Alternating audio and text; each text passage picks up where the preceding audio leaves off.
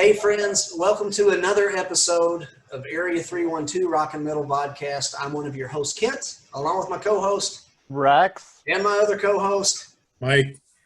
And friends, today we are welcoming Miles Milliman, Zach Hatchett, Jason Hatchett, and James Pratt from Chase the Sun. Welcome, guys. Thank you for having us. It's a pleasure and a privilege. And friends out there watching, if you haven't heard of Chase the Sun, they're relatively new, been around since roughly 2018. They haven't been around for long, but I hope they'll be around for a long time.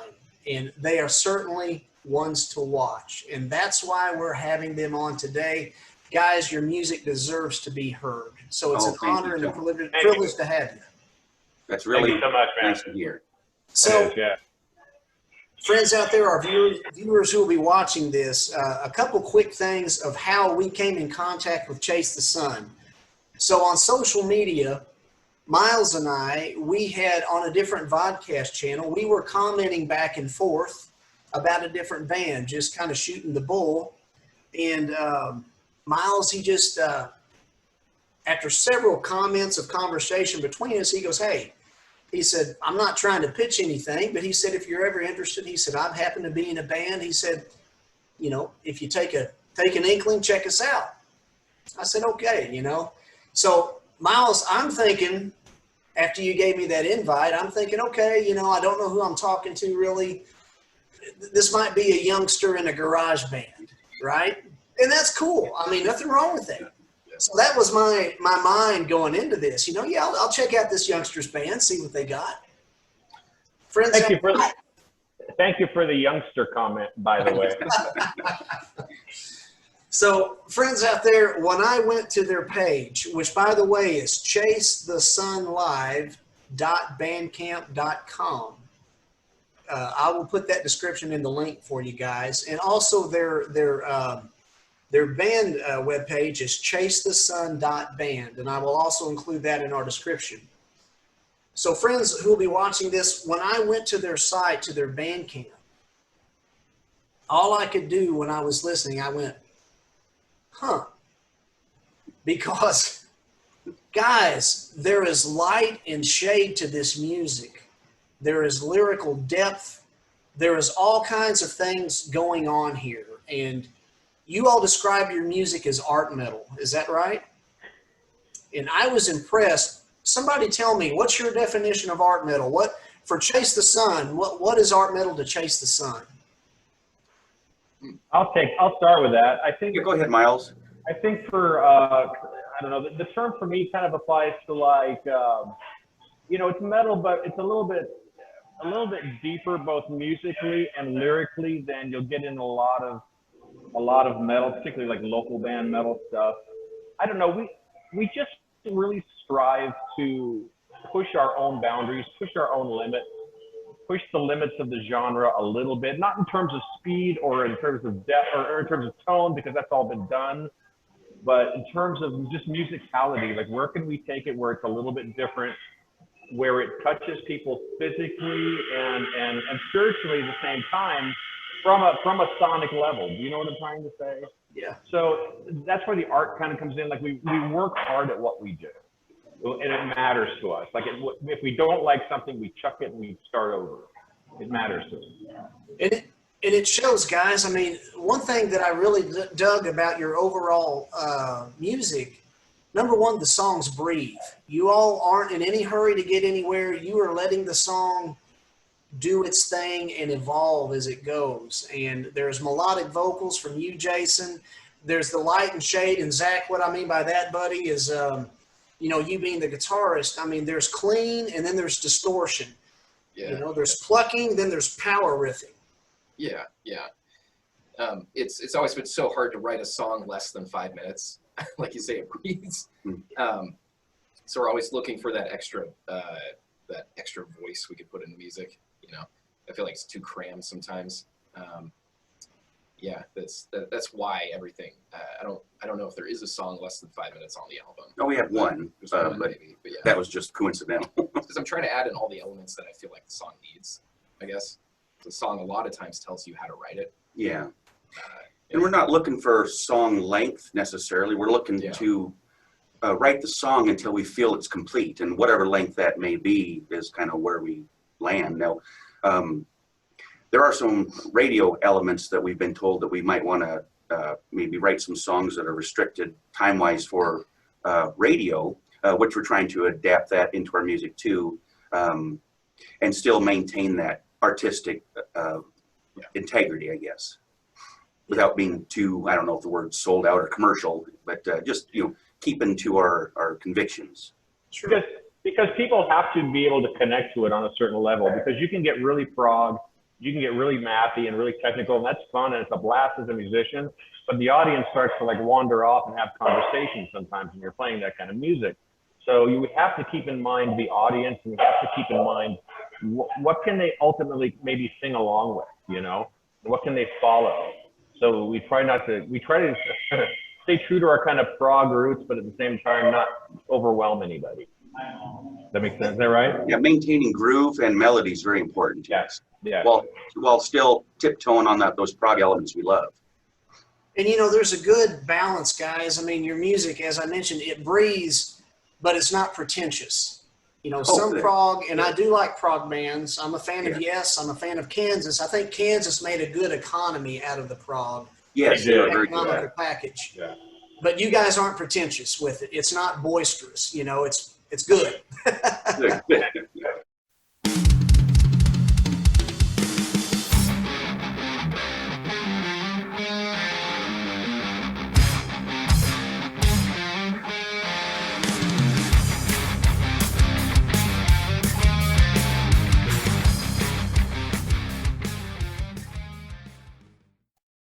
Another quick story, guys, and then we're going to start deep diving here into Chase the Sun.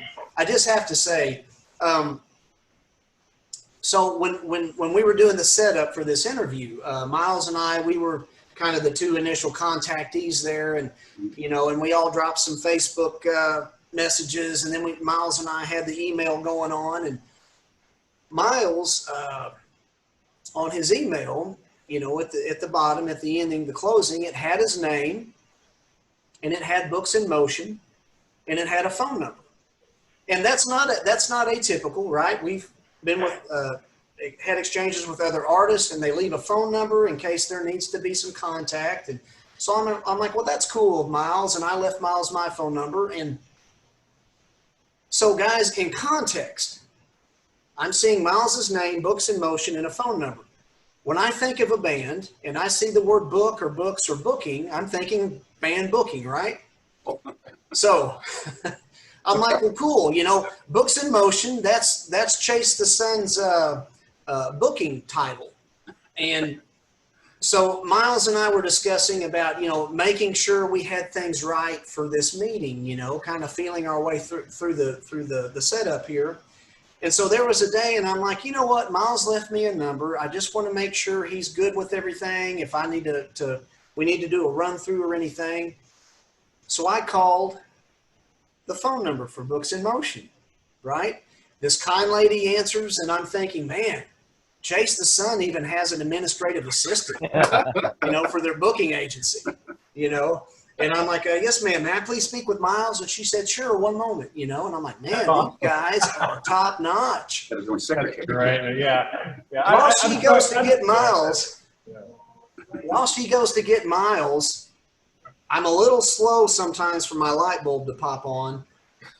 I'm like, Books in Motion, maybe I should just click on the link there. And I clicked on the link, and that's when, before Miles got to the phone, I realized it's a bookstore. It's Miles's place of employment that I called. And Miles gets on, and I said, buddy, I am so sorry. I feel like a heel. I thought this was your booking number, to call you guys. And thanks for being long-suffering with me, Miles.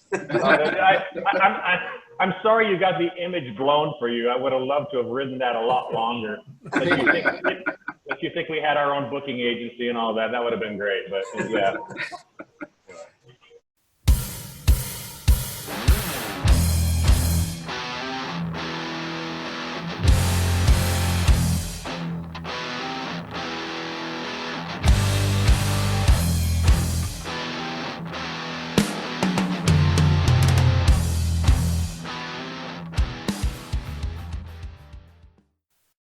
So maybe starting with Miles and then just going down on the line, not just who you are and what you do in the band, but I mean, maybe, you know, who are you outside of the band? What do you do? Do you have a family? You know, I'd like to actually get to know you guys. Absolutely. So as already mentioned, you know, I'm an audiobook producer in Spokane Valley. I've been doing that for over 20 years. Before that, I worked for a company called Koinonia House, which was Chuck Missler's ministry. You may be familiar with that, you may not. So I've been in this area since up here in the north since '92. I grew up in Southern California. I have a family. I'm married, been married for 30 plus years. I have 4 grown kids, 1, 2, 3, 4, 5 grandkids. And my hobbies are music and music, really. I'm not a big sports guy. I do like to collect records and CDs. I'm a little bit nerdy about that. And I think, you know, Michael and Rex and Kent, you and I could probably spend a long time talking about Christian metal, but we won't do that today, but maybe sometime. So, you know, that's the ins and outs of me pretty much. So I think I'll go ahead and pass it on over to Zach. Sure. Yeah, so I guess outside of Chase the Sun, really all I do is throw produce for a living at a health food store. But yeah, hobbies include music and music, just like what Miles said. But right now I'm actually learning to play piano, so I'm trying to branch out to other instruments that I might be able to use in Chase the Sun. But I guess I started playing guitar at 12, so I've been playing for about 16 years. Put it down for 2, and I picked it back up to play with this band. And so right now I'm restudying theory and some more techniques like flamenco, finger picking, trying to incorporate that into the music also. I'm not married, but I have a girlfriend I live with. I just moved in with her. I just did that recently. Yeah, How old are you? I'm 28, so I'm the youngest of the band. Yeah, good question. Yeah. So that makes me the baby of the band for sure. Yeah. Prefer to play with older gentlemen who have more experience, professional, dedicated, drama-free, no drugs, all that. Yeah. But the true gift of having a younger person in the band is we don't write songs that are dated, and we should probably talk a little bit about that from all your experiences, is having musicians of a certain age, and they may write dated material, and it is interesting to inject something modern or young into your music. Yeah. Otherwise, I'm James Pratt. I've been with the same girl for many, many, many, many years. I've grown up doing the Calvary Chapel, Chuck Smith. Actually have a degree from their college. Music, I started off with the guitar. Too many good guitar players, went to bass. There's been some churches that ran out of drummers, so I play drums. I'm not trying to say I'm a multi-instrumentalist. It just happens to be the progression. I will vegetable garden. I've been a network and systems engineer on the IT side of things. I've been hanging out with promoters lately, learning the festival side of promotions and just how that whole system works. I have a couple of books on music industry, so I've been reading those, becoming a student of the music industry. Not making myself a better musician, but I have been learning how the system works. Awesome. And me, I'm Jason Hatchett. I've been playing music since I was 10. I'm 52 right now, and I just so happen to be Zachary's father. And so started playing music at 10. I was actually a drummer, and actually I started playing drums and guitar at the same time, but excelled much faster at drums, so I just kind of put the guitar on the side. Had kids at 23. A daughter, Sarah Hatchett, she's a singer also, and Zach Hatchett, who turned out to be, both of them are phenomenal musicians. I laid it down for quite a few years, and until Zach became such a phenomenal guitar player, I said, we need to start a band. And he was all for it. And I did sing in choir all through school too. So, and when I played the drums in bands, I sang backups, and I did play for a prog metal band. It was my first experience as a lead singer years ago, and I really enjoyed that. And so we put this band together, and we've been doing this for about 3-4 years. What, 3 years now? Yeah. And I'm married. I've been with the same woman since high school. Actually, we met each other in kindergarten. She had a crush on me, and I didn't know it, but we haven't been together since then. We kind of went our own ways, and about the age of 17, we ran into each other down at a cruising spot in Tri-Cities, Washington, and our eyes locked, and we've been in love ever since. So. That's awesome. Yeah, that's awesome. basically my story. When I laid it down, I kind of got into bodybuilding for a while. I did that for about 15 years and really enjoyed it. And I hate dieting, so I wanted to get back into music. So I still enjoy lifting weights, but music is my number one love by far. The only other noteworthy thing is I grew up in Barstow and Needles, California, moved to Tri-Cities, Washington in about 5th grade, and that's where I met Jason. And Jason and I have collaborated all those years. So we have all this long history of music and friendship, but now it's music, friendship, music, business. And there's new dynamics to the friendship, and it's very cool. Well, James, you mentioned coming from Calvary Chapel. Boy, there's a lot of good concerts at Calvary Chapel throughout time. yes. Daniel Amos, and Petra in their early years. I mean, I'm all about that stuff, man. Oh yeah, I love Petra. Ezra, way back when. Good Hey, stuff. Ken, do you see this around my neck right here? You see that? Is it a cross? It's a sword. Oh, a sword. Okay.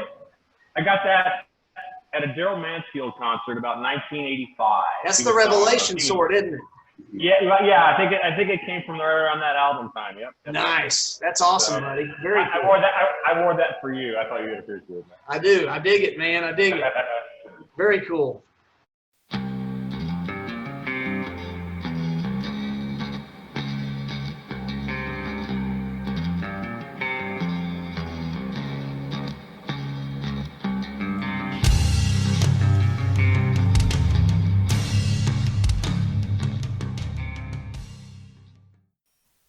So, guys, let's talk about then your respective influences. Let's go around the horn, and Miles, we'll just start with you at the top, and then Zach back to you, and through James and then Jason.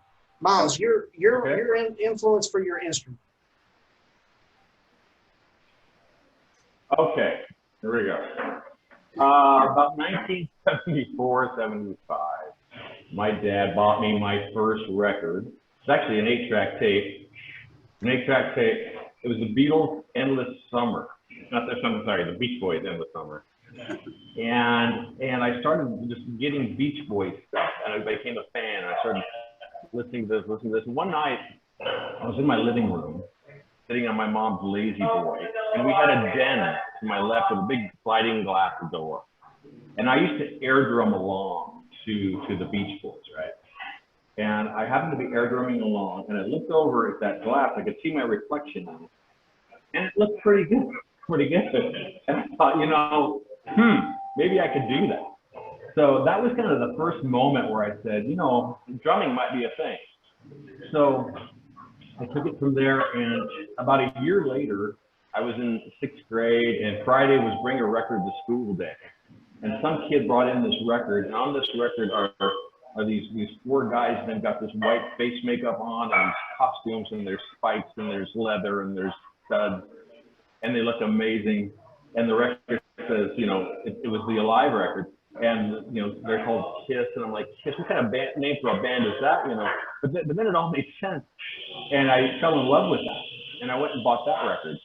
And overnight, I went from listening to fun, and Good Vibrations to She and Black Diamond and Watching You, and it was this massive transition.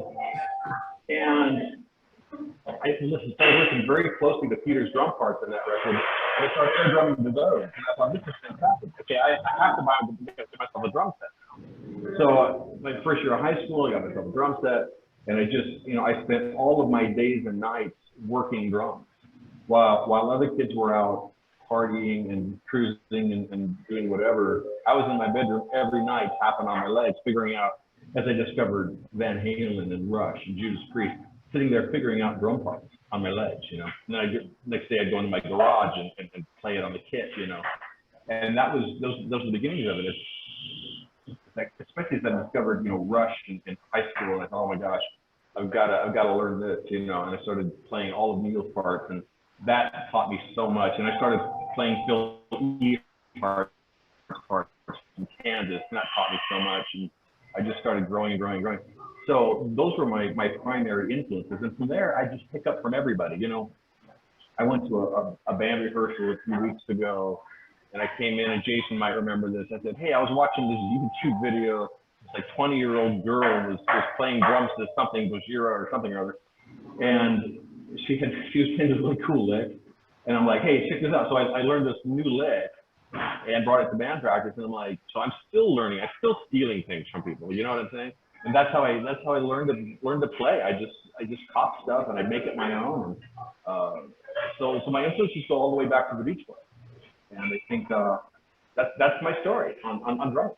Very cool. And Miles, just to clarify, because you kind of got a little staticky there for a second, you did mention Phil Ehart of Kansas, right?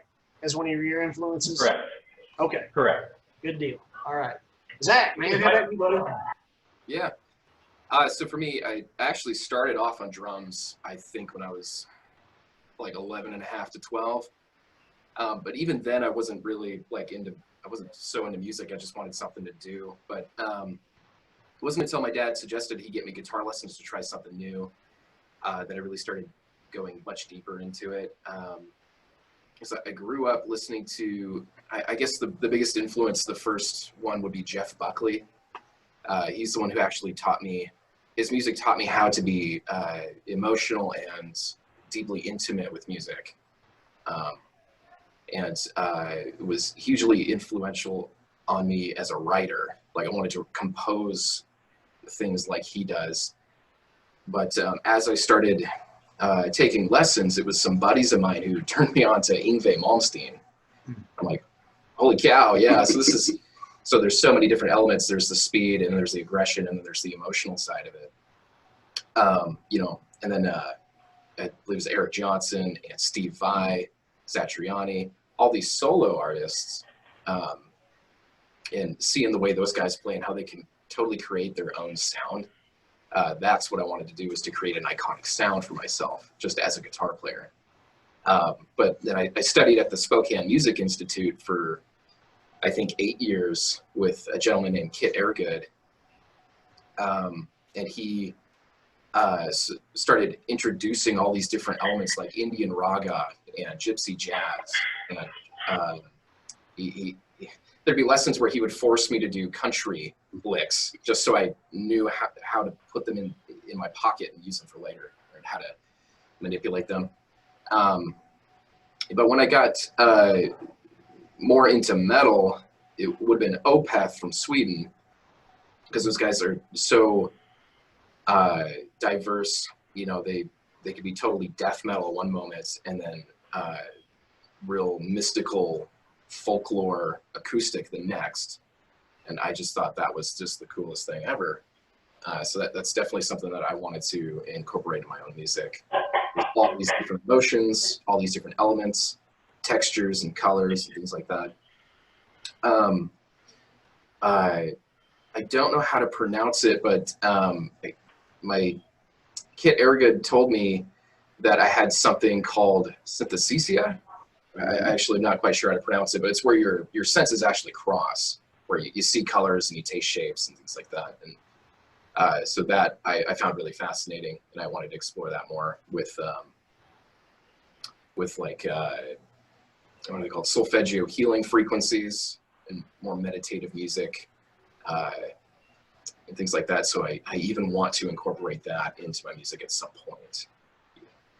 But those are my main influences. That's why our music sounds the way it is the light and the dark and the soft and heavy. I love Amos Lee all the way to a little bit of Gojira, and things like that. So yeah. Cool. Very cool. Yeah. Your influencers are showing, so that's good. Cool. Yeah. That's what I hope anyway. Yeah. James on the low end, buddy. Yeah, for bass, it was a lot of the bands like Four Non Blondes and the Cranberries is really where I emulated a lot of my bass, which is a different genre. And I guess the other part is with Pink Floyd, they embraced having space, breath, times where you're not trying to fill something. And so I also embrace that also. I'm not always trying to fill something with a bass line. And Zach has some of the same attitudes. And it is different. It's not the norm anymore. But again, we're trying to create songs that are enduring, not disposable, not just for a summer flash. Ideally, these are songs people will listen to like we listen to many of songs that are 30, 40 years old and are still so relevant. Very cool.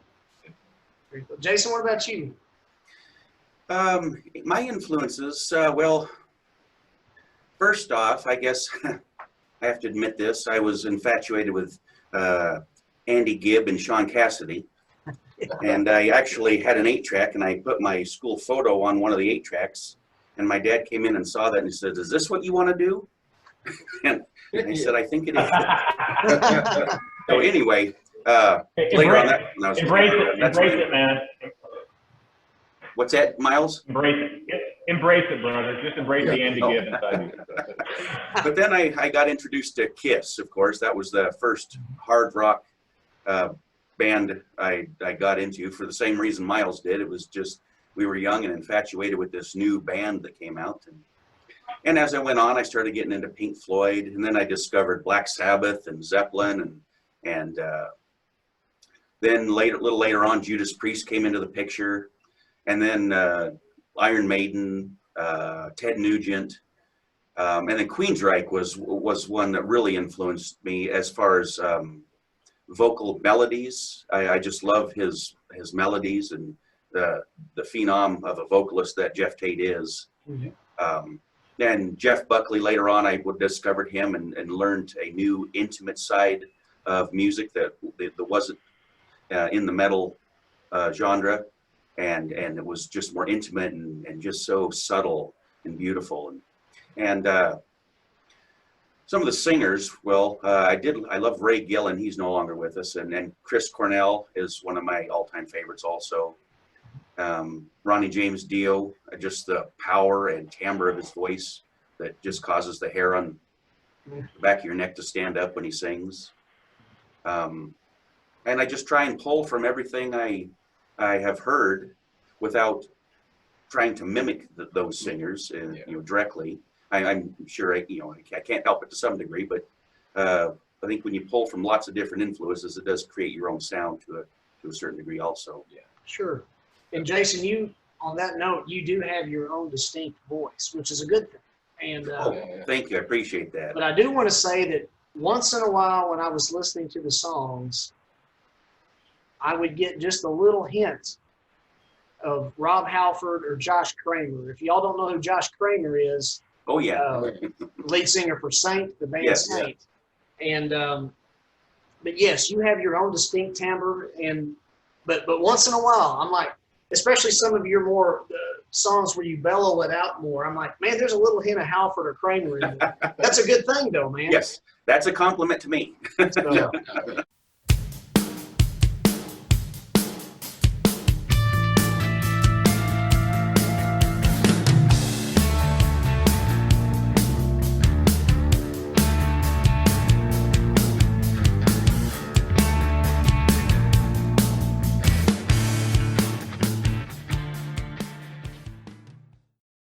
So guys, let's see here. Take us through a band practice. How often do you guys practice? COVID notwithstanding, things are starting to lax up. But how many days a week do you guys practice, and what's the duration of a practice session?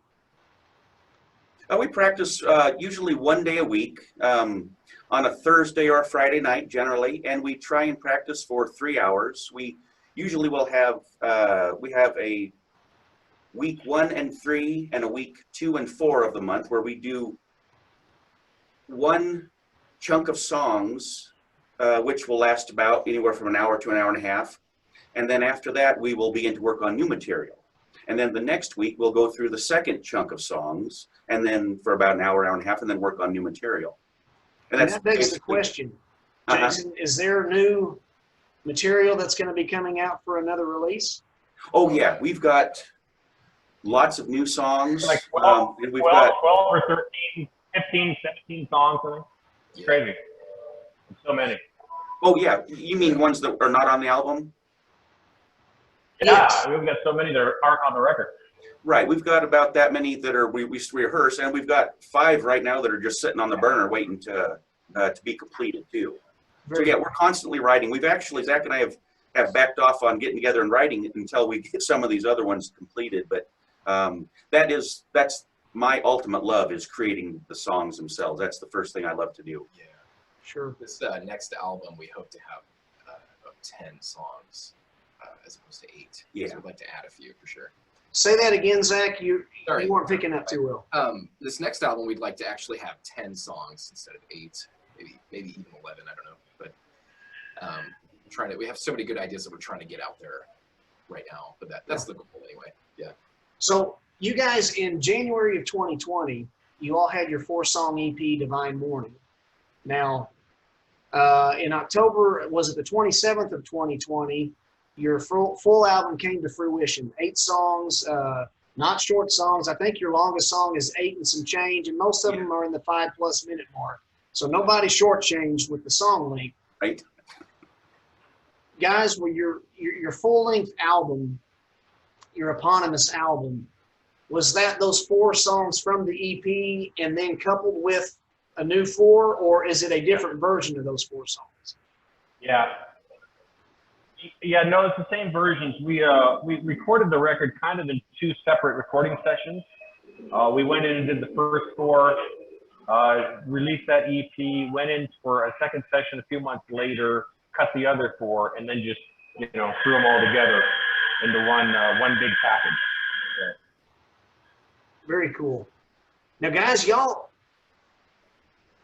Spokane, Washington, that's where you guys are basically based out of, if I'm not mistaken. Yeah. And you've been together roughly since late 2018. So with the duration of time, how far out are you guys playing? I know you've got some gigs in Idaho and elsewhere. How far out are you guys playing right now?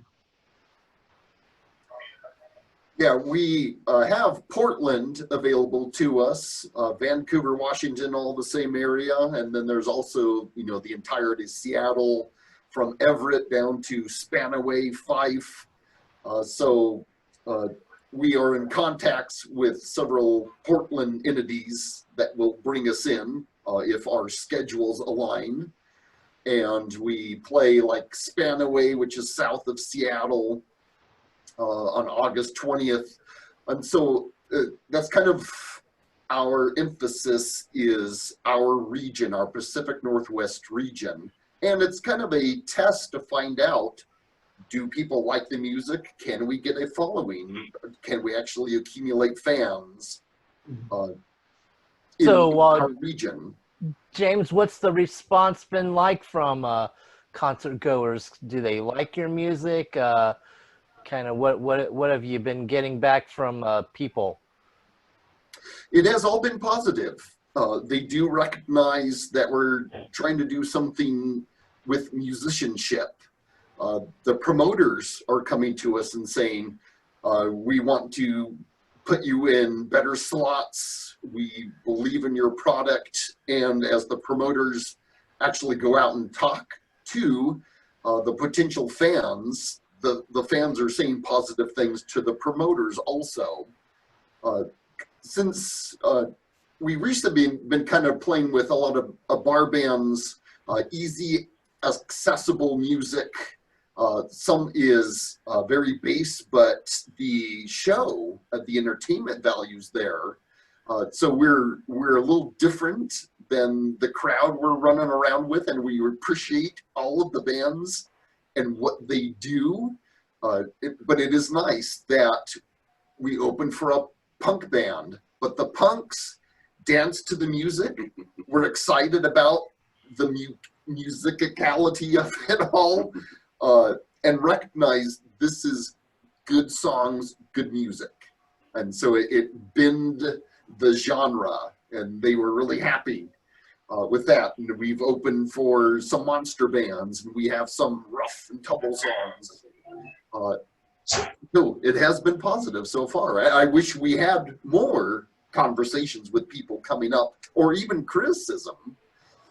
When you guys are playing live, are y'all strictly doing your originals, or do y'all also incorporate some cover songs? It's definitely all originals right now. There'd only be maybe one or two songs of maybe a cover that we'd like to do, but we do a rendition of it. It wouldn't be the same way. It'd be something. It would sound very different. Make it our own Yeah. type, you know. Yeah. Gotcha. Gotcha.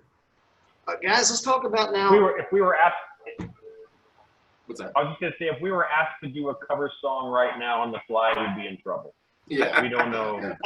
We don't know anything. Unless it was Smoke on the Water. Yeah. The old standby. Better Freebird, right, everybody? Freebird, yeah. No standbys, yeah. Yeah. So, Yeah, maybe. guys, back to your album. Thought-provoking, not just the lyrics. You know, we've got this wonderful music, light and shade. We have Thinking Man's lyrics, which I'm very appreciative of, and we have this thought-provoking album art. What exactly are we looking at on the cover? It's a face. I know what I'm kind of picturing, but you guys tell me what are we depicting on the album cover? Kevin Smith is the artist. Kevin Smith, you can... Travis Smith. Travis Smith. I apologize. Yeah. Travis Smith. He'll never do another piece of artwork for us again. Yeah, yes. Travis Smith is the artist, and you can see his art on many other album covers. I think we've kind of talked about this a little bit. Sometimes we don't try to have an actual motive for Sure. what we're displaying. What we like to do is either write lyrics or present art that allows you to insert your imagination. Miles, is that true? Yeah.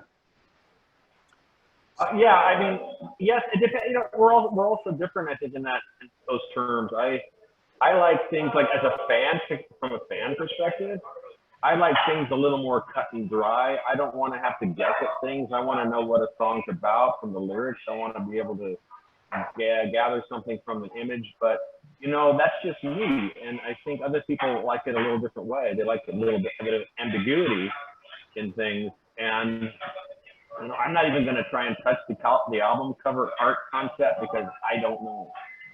We just liked the picture and thought it was beautiful. We thought it looked, No, we thought it looked cool. Yeah, it looks yeah, cool. it's very eye-catching. You know, again, back to the lyrics, and I do want to get into some stuff here a little bit.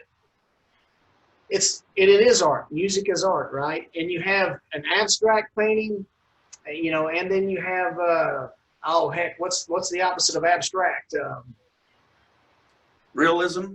Yes, you know, yes. And so anyway, but neither is wrong. You know, it's just, you know, beauty is in the ear of the beholder or the eye.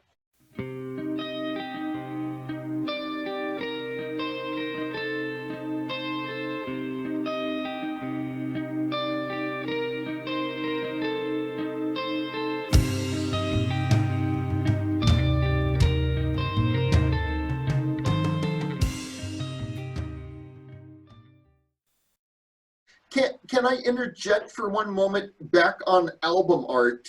And everybody would have the perspective of going into a record shop or a CD shop and actually not knowing the music and looking through the artwork. Kind of describe your process of going through 100 albums. Are you saying you would actually stop at our album art, not knowing our music, and actually want to buy that album? Or what's your process of album art? Please share. You guys want to do that, or you want me to? Rex, or yeah. I mean, it depends. I think if something piques my interest, some of that's all just personal and just, interpretation on each individual basis. So, and there's some great, wonderful covers that you're definitely going to stop and go, whoa, what is this? Yeah. So, I think that's a little tough to give a pat answer, so to speak, but because music's the same way, it speaks to each person differently. But and nowadays, unfortunately, with all the digital and streaming realm, you don't really see album artwork very much. Right. So that's another thing that I feel is a bad thing for music in general.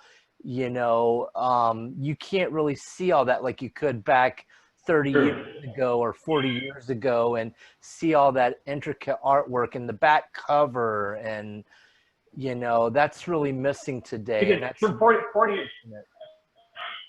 Yeah, you're absolutely right. 40 years ago, you could sell a record based on the album cover. You could. I think I bought a couple. I looked at it and said, holy cow, I've got a, that's how I discovered Killers by Iron Maiden. I saw it in a magazine. I saw that cover art in a magazine. I've got to have that. I've not heard a note by these guys, but I have to have that. And kind of lost that, And I think for a lot of us who kind of grew up in that period with the, 70s and 80s rock and metal, there were some incredible album covers that came out during that time period. So I think we're almost kind of have that ingrained in us to look for a really engaging album cover, that either makes us really think or looks, maybe looks metal or something, whatever. I mean, right. But you think of, just some of the, Kent and Miles, you were talking about Daryl Mansfield's Revelation earlier. That's an incredible album cover that's very striking, or you even think of some of like the old Styx album covers and stuff like that, and the meaning that you could try and convey from some of what you got out of that. And so yeah, if it's interesting, it really mattered back then. Yeah, right. And it should matter now. And James, my answer to your question is a picture's worth 1,000 words, and you want your music to be art. And that cover is that's the first thing people see of your band. That picture, that cover should say it all, because that's representing you. And yes, it should be striking. That's, I just wanted my brothers here to have an opportunity to answer first, but I do believe a cover is extremely important, a good cover. Yes. And you guys did good. Thank you. So, Jason, huh? I was going to say, Jason, real quick, still on the cover art issue, I think Jason should tell us the story of how we landed that, because that answers the question of why we have that. You know what I mean? There's a reason why we have that particular piece of art, and Jason knows the story behind that better than the rest. So, can you tell us how you got in touch with your artist? Well, my daughter was in a band called Mercy Brown. She sang with them for 10 years. And Travis Smith was the guy who did her logo in that band. And we were trying to search for some type of art for our album. And she told me about Travis Smith, and I looked into it and found out that he had done a lot of pretty big bands, Opeth, Riverside. He did some work for Megadeth and many more that I can't say, or you can't remember right off the top of my head. Avenged Sevenfold, I think. Yeah, Avenged Sevenfold, yeah. And so I got in contact with him. I simply emailed him and asked him if he how his process works, and he told me his prices, and he had some things some art that he hadn't sold, and he sent a bunch of pictures to me, photos, and we all looked at them, looked through them, and this one just leaped out at us. We just thought it was beautiful. It was abstract. It was kind of haunting and mystical in a way, and we all agreed that it was a great cover. And not only that, but we get the bragging rights of having Travis Smith do our cover, so that was kind of a neat deal too. Very cool. Very cool. I keep looking out the windows, guys. The Amazon man just pulled up, and I was hoping it'd be my Chase the Sun album that I ordered. But we're not that quick. Chasing the Sun, the song, guys.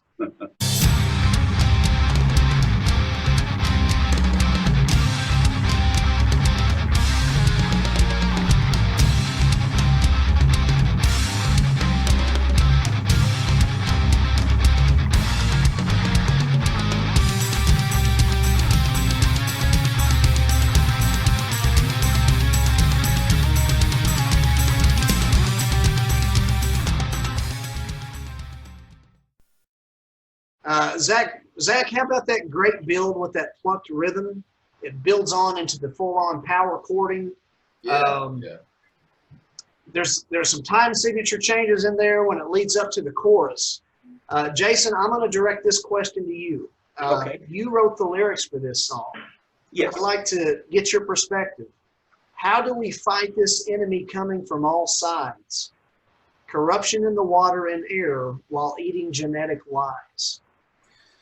Well, that particular line has to do with the stuff that is being bombarded into our food, into our water, and into our air that we think is poison, that we shouldn't be putting into our food, air, and water. And with the genetic modification of food, we just think that's a very bad thing. And the song is just basically about well, it's about a lot of different subjects. It's kind of what is happening in today's world. And I try and reiterate in there, without being too blatant, that we need to keep our eyes on the higher power. The God is who we need to be looking looking to as we navigate through this world that is trying to beat you up seemingly at every turn. Very cool. Very cool. Great song. I dig the lyrics. I'm always all about the thinking man's lyrics. Awesome. Thank you.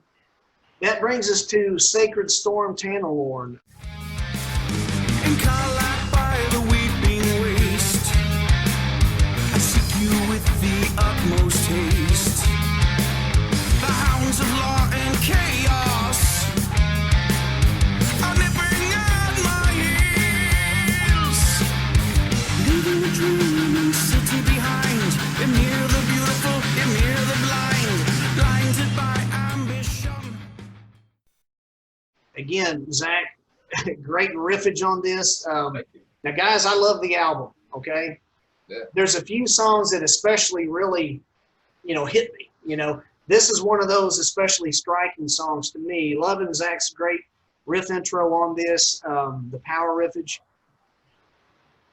Jason, this is where I noted just a touch of some Halford and Kramer in there on the vocals, and that's a 2 thumbs up thing. Awesome. I love it. I'm hearing names in here such as Karlak, Yurkun, Elric. Guys, is this a nod to English fantasy writer Michael Moorcock, perhaps? It is. It's actually, those lyrics are not ours. They were Mark from Roberts. What's that? Mark Roberts? Yes, Mark Roberts. He was the bass player of a band I played for, Morgan Le Fay, years ago. And ever since we had those lyrics in another song, and 20-some years later, I thought, man, those lyrics were so good. I'm going to get a hold of Mark and ask him if he would mind if I used them. And he said, by all means, just give me credit for them. And the story was so neat, I thought. And I just we had a song, and I was trying to write lyrics to it. And I just couldn't find anything. And I started singing those lyrics to it. And they just fit nicely. And I talked to Mark Roberts, and he said yes, by all means, and he was all for it. So yeah, it's sometimes the puzzle just fits together a certain way, and sometimes you got to finagle it. Well, you guys have a winner. You guys have a winner there. And also, Jason, to me, vocally, that sounds a lot like James Labrie from Dream Theater. Oh my goodness! Is what I can't. When I listened to it the first time, I'm like, well, that sounds like the guy from Dream Theater singing. Well, I appreciate that. That's wonderful to hear. I thank you very much. Yeah, sure. You know, guys, so then we go into what I personally consider, I'm getting a touch of doom off of Stone Pillow.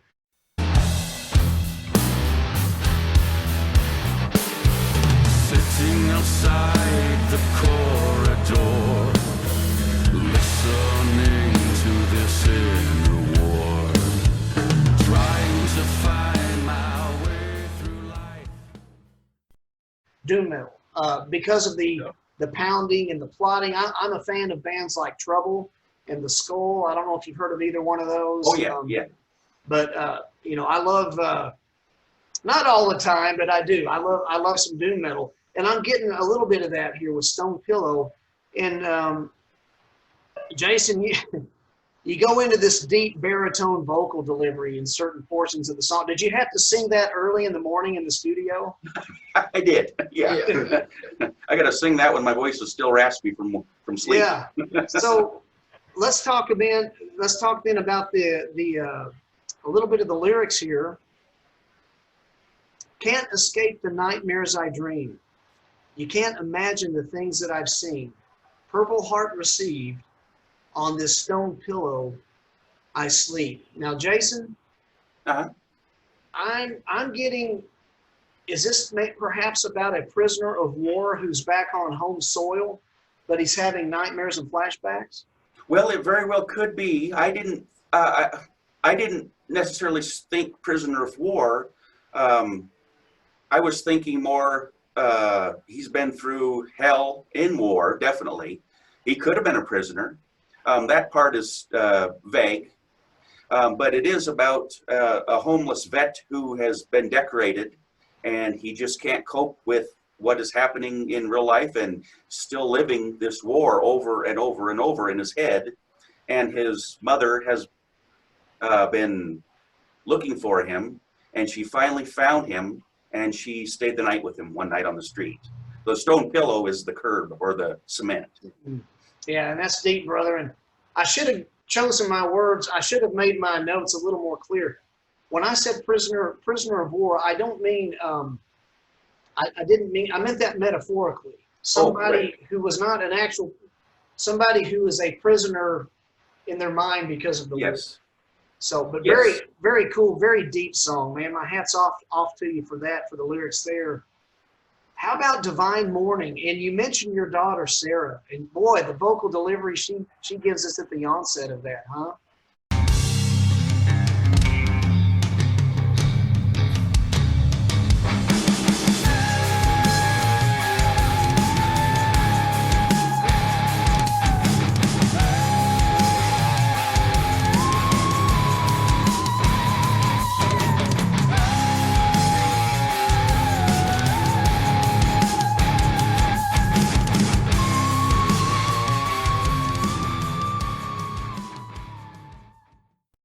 That's just a taste of her, what she can do.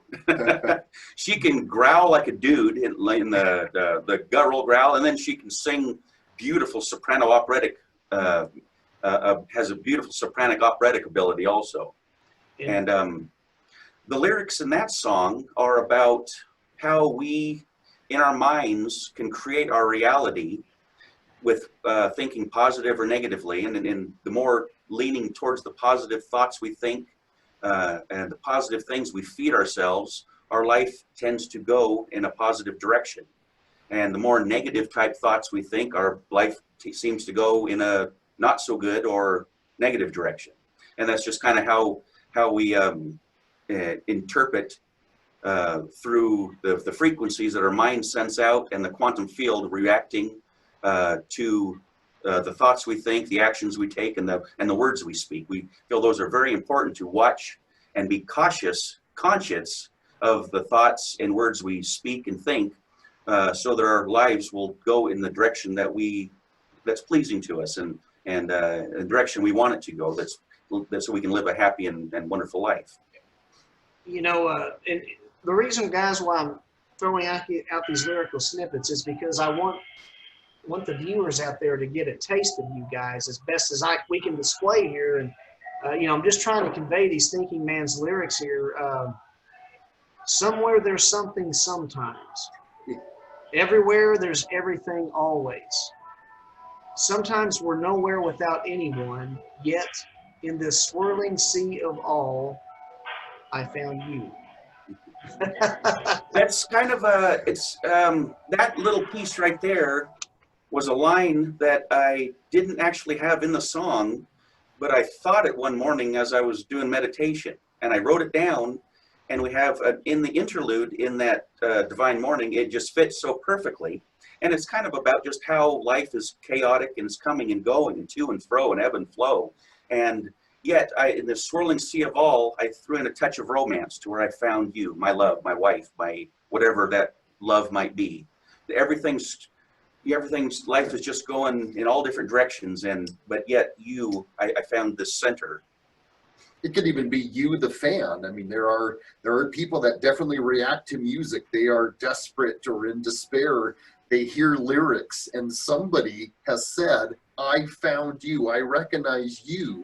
You exist. You matter to us. Chase the Sun." Yeah, it's definitely an interpretation. There could be little poignant lyrics like that help somebody. So, again, been digging the whole album. This was an especially standout track to me personally, which was Exodus from Nowhere.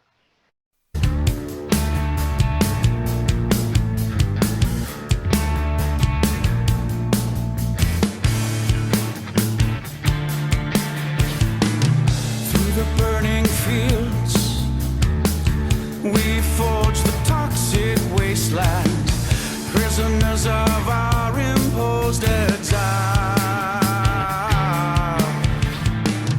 Deep crimson moon.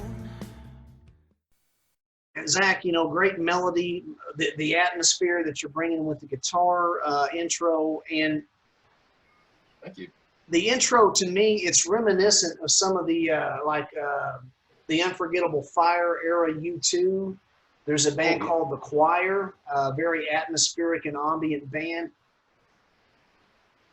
There's a band called The Awful Truth. Have you all ever heard of The Awful Truth? I think I've heard of them. Yeah. Have you ever heard of a band called Galactic Cowboys? Got them. Okay. So The Awful Truth I have was, a Galactic Cowboys CD. so they were pre-Galactic Cowboys. They were masters at this light and shade. They were clean and atmospheric and ambient, and then they go into this driving metal. Masters. They only released one album. It was produced by Sam Taylor, who also produced King's X, their classic first 4 albums. Anyway, Exodus from Nowhere. Great light and shade in this. Miles, you had written the lyrics for this. We move toward that promise where the hallowed will not be forsaken. Beyond the 4 horizons, the symptom of our hope. Give me some perspective, Miles. Okay. My connectivity here is a little bit funky, so if I cut out a little bit, forgive me. I'm going to just run through this though. I wrote this song, or the lyrics to this song rather, as essentially a metaphor for the struggles that we go through, we all go through in life. Everybody has a hard time one way or another, and we have to fight our way through life. Sometimes believers, though, have a hope at the end of it. We have a goal that we're after. We have there's another land that we are anticipating and that we are looking forward to. Exodus is a story, it's a fantasy story. It's a post-apocalyptic fantasy story about this group of people who are basically fighting their way through this existence. But they know that there's something better beyond the 4 horizons. The 4 horizons being like east, west, north, and south. So beyond all of that, there's something more, and they know that, and they're clinging to that, and they have to, they have to go into battle on their path, and the world they're in is horrible. It sucks. It's nasty. There's toxic waste everywhere.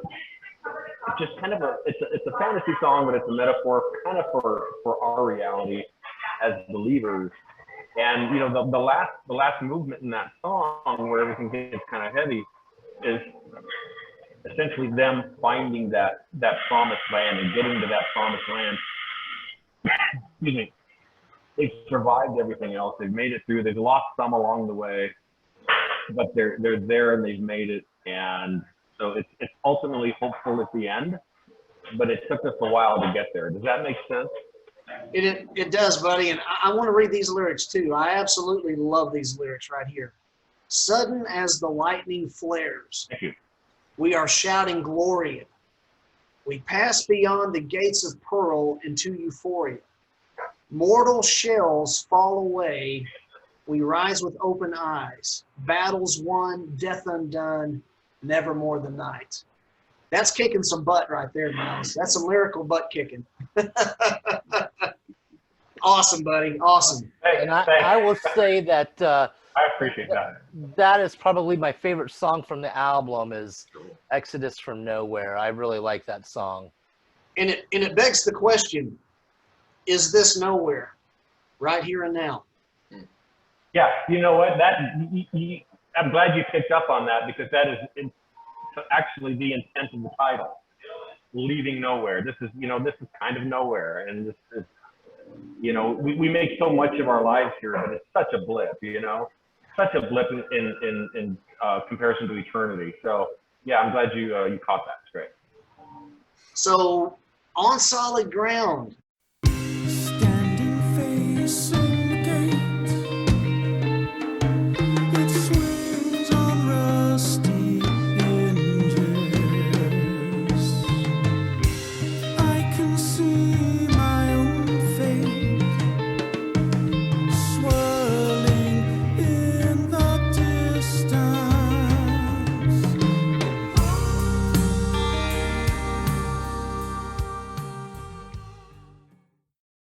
Zach or Jason, the lyrics to this were written by Dawn Hatchett. If you don't mind my asking, what's the relation there? That's my wife and Zachary's mother. Cool. And she's been a poet since she was a little girl, and she helps me write lyrics at times. Very cool. And she's written the next song too. The lyrics on Solid Ground has a beautifully plucked intro with the higher registered vocals and a wall of harmony.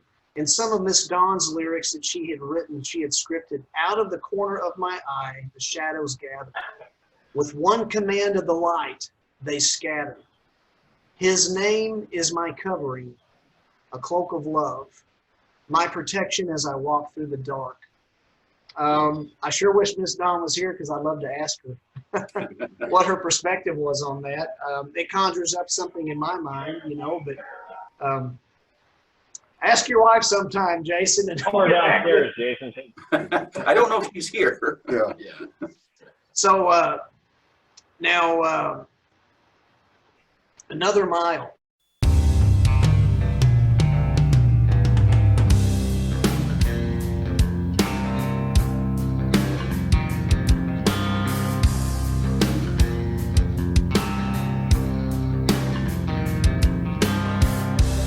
I went searching for truth in a sea full of lies. Zach, Yeah. kudos to you for the pick guitar riff at the intro. One of my favorites off of this album, Another Oh, Mile. thanks. Yeah. Love the intro to that. So Zach or Miles, either one of y'all can field this for me, hopefully. Yeah. What is the time signature in this song? Oh man, Miles would probably know. I Hey, think Zach. it's 9/4. I believe we go back and forth from 9/4 to 4/4. Yeah, because I was trying to come up with a riff that was nuts. Yeah, there was a really strange time signature, or a strange feel, but still keeping a groove, still in the pocket. Yeah. something a little bit different, but still bluesy. I will say, I will say that the one thing I want to interject in this is that I've kind of held to the opinion that this was the song that got me the gig in the band, because I remember playing it. I remember playing it at my audition, and you know, apparently I was one of the first guys, because they'd listened to like 6 or 7 other drummers before I came in. Yeah. And this was the song that like I was able to actually play with them and hit that time change. And so I've always been kind of convinced that, that's what landed you the cake. I don't know if that's true or not. It definitely helped. Anyway. Yeah. Miles, your drumming is not to be understated, buddy. There's some stuff that you're doing reminds me of a drummer named Ted Kirkpatrick. He is the drummer for I love Ted, yeah. And he is phenomenal. And some of the stuff you're doing, I'm not a drummer per se, but I know what I'm hearing, but it's difficult for me to put into words as a non-drummer. But my hat's off to you. Excellent stuff. Thanks. And I don't pretend to be a Ted, and I don't pretend to be a Neil. I just, I play from my gut, and I try to always improve on my skill set, because I think it's important to do that. But I learned a lot from Ted, and I learned a lot from everybody. And I thank you for the comparison. I won't put myself in his category, but he's like otherworldly. I'm pretty sure he's an alien. But beyond that, I really like his playing, and try to approach that at least. So yeah, you have some wonderful fills and some things you're doing. And some of Miss Dawn's lyrics in Another Mile, I went searching for truth in a sea full of lies. That's when I found you with paradise in your eyes. And so absolutely love the picked riff to this song and the time signatures. Friends out there, you need to check out this song for the time signature alone. It's really cool. And the last song. Hey, can I say something real quick? Please, Rex. Okay. This is probably my second favorite song, and that blues intro at the beginning, Zach, that really caught my attention. I was like, whoa, I really like that. So this is definitely my second favorite song from the album. Oh, thanks. So good job, guys. Thank you so much. It means a lot. Yeah, I wrote that riff on a 12-string, which I bring with me in the studio, which I would have loved to have done just a 12-string acoustic at the beginning of that song, but it's still good. You're muted, Mike. Oh, there you go. Yeah, I know. I got a dog banging on my door, so that's why I'm staying on mute when I'm not talking. But anyway, I don't want to just kind of skip over these 2 songs as far as their lyrical depth, because even though they were written by Don, I'm thinking, well, Jason, you've been married to this woman for a very, very long time. Yes. And if you can offer some insight into where she's coming from in these songs, I'd like to hear that. Well, she writes from a point, it's a kind of a woman's perspective, but it can still be a man's perspective. Yeah. And the love she's talking about is God. It can also be a loved one or a spouse or boyfriend or girlfriend.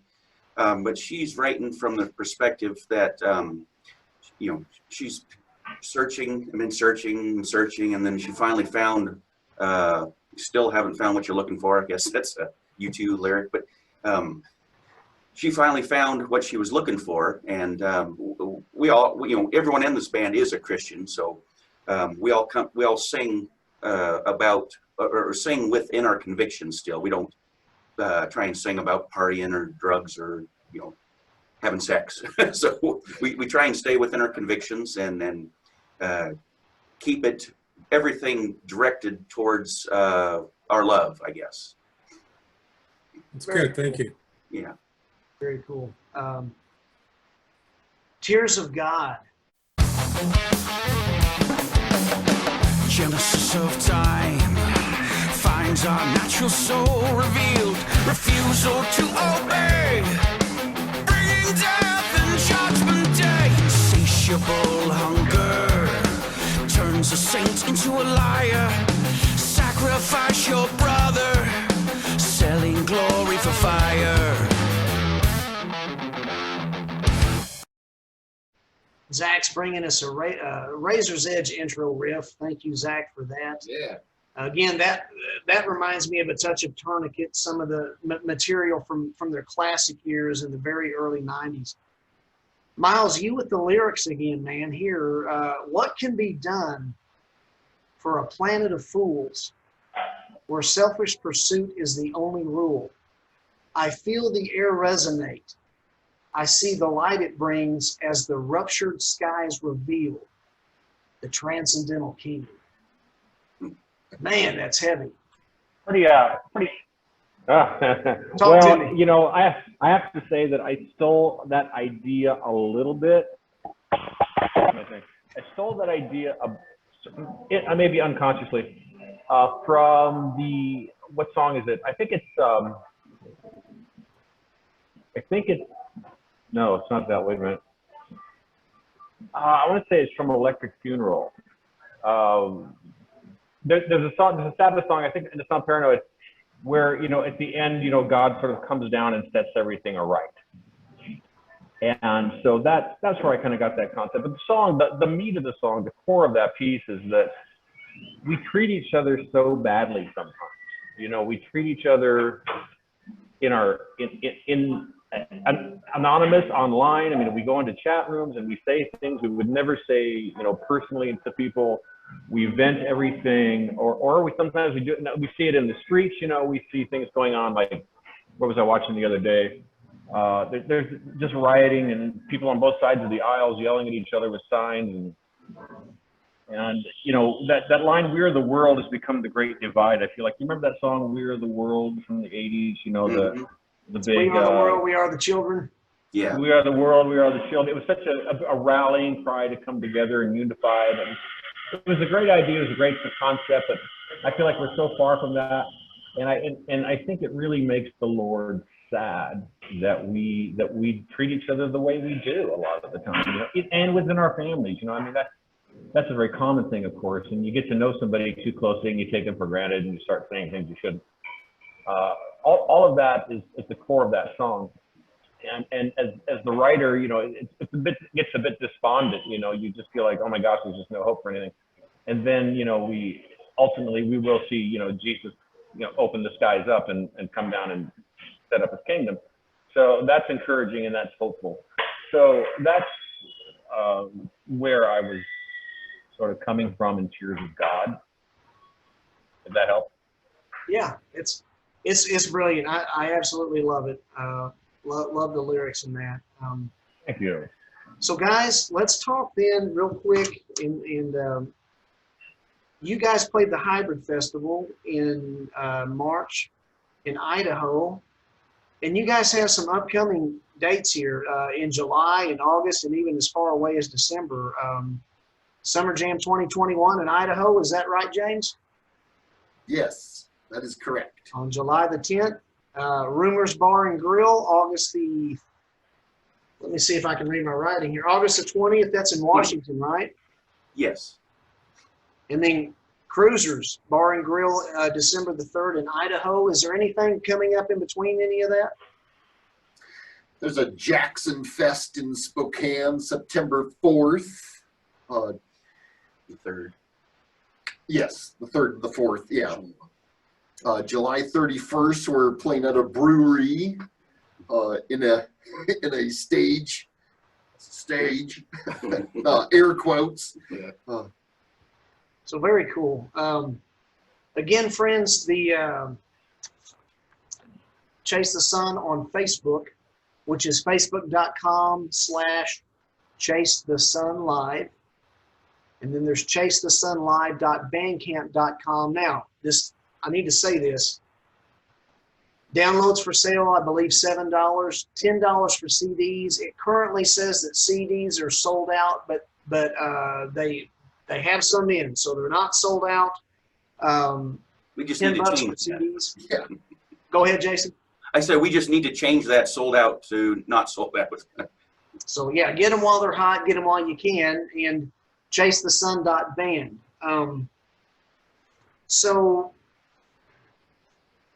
you have concerts coming up. Guys, I just want to say, closing thoughts for me about your material. It's moody, it's dark, it's ethereal, there's light and shade, and it's a mix musically between buoyancy, with some of the clean material and the atmosphere, and then also heaviness. So it's just a wonderful blend of stuff that is atypical of the norm out there. And that's what caught my attention. And I'm very glad that Miles, just said, hey, buddy, if you have a minute, check this out. And I did. And when I did, guys, because of what I heard, and again with the, is that Dawn back there? That's Dawn, yes. Miss Dawn, come here. They want to talk to you about the lyrics. Oh, okay. He's not prepared, but we can. Hey, Dawn. What's up? Laundry. So, friends, this is Dawn. Yeah. Zach's mother. So, Miss Dawn, just we're giving kudos to lyrics, and on solid ground, out of the corner of my eye, the shadows gather. With one command of the light, they scatter. His name is my covering, a cloak of love, my protection as I walk through the dark. So, can you give us some perspective on that? What were your thoughts when you were penning that? Oh, well, I was talking about Jesus. He's my light. He's my covering. He's my cloak. So I just wanted to put it into terms that could be interpreted any way you want to interpret. Well, very cool. Beautiful lyrics. Very well done. And I was picturing the Lord Jesus when you wrote that. It was a blessing to me. I just would like to say that. One more, if you don't mind, Miss Dawn. In another mile, I went searching for truth in a sea full of lies. That's when I found you with paradise in your eyes. What was the reference there? What were your thoughts? Again, Jesus. That's cool. Hey, you can't go wrong with the Lord, But I think it's very cool, and I know what I think is, as a listener who's interpreting, but I'm always curious to know if I'm right. And I just appreciate being able to go to the source, whomever that may be. So I was asking Jason about some of his lyrics and Miles, and I just want to thank you for giving us a moment to let us know what you were thinking as the author of that. Yes, on another mile, I wanted it to be either about the Lord for me, but also it could be a romantic, about a love interest. Sure. So I wanted that, that ambiguity to be there.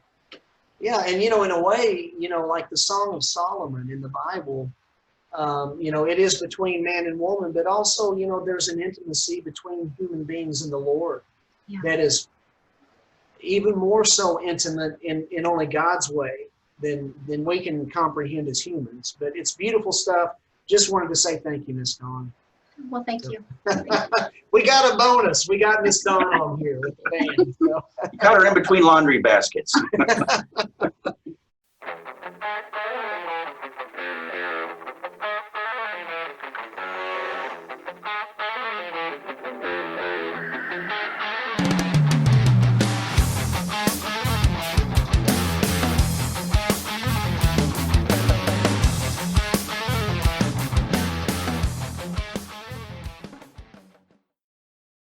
To give them a tour, show them around, pick up your computer and walk around. Show them that glorious drum set you've got there. It's an incredible amp stack. Is that your setup, Miles? Whatever else. This drum set is mine. That you know what? But we use Miles's when we play live for the most part. Sometimes we use this one, but our goal is to have duplicates of everything, so we never have to move any of this stuff. Smart. Yeah. Smart. And I see. Is that Zach Stacks back there? Yeah, let me show you what I got. It's a Frankenstein for sure. It's not really, nothing's matched. That's what creates the unique sound. I don't know if you can see. It's a Paul Reed Smith head. I didn't even know they made them, honestly, but I bought it from a friend of mine. Let's see if I can get there. The Roccaforte top cab. It's just a 2x12. And then just B52, which I got for like $200, but it's the best sounding cab I've ever had. Yeah, I don't have my.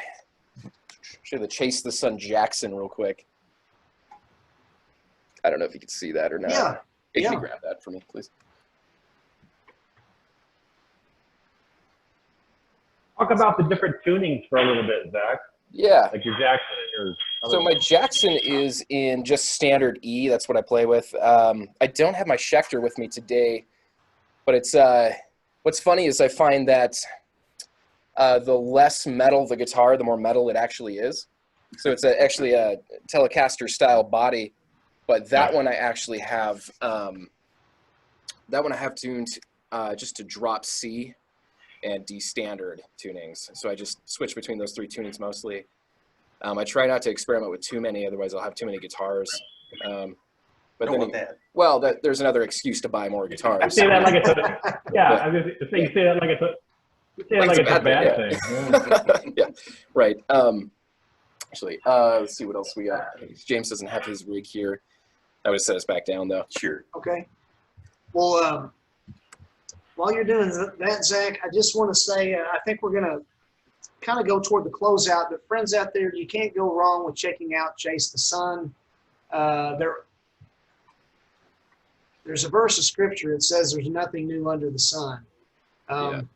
But Chase the Sun, musically speaking, they are offering something a little different than the norm. And so I am very glad I checked you guys out. And my hat's off to you guys. Hey, Ken? Yeah. I want to say too, man.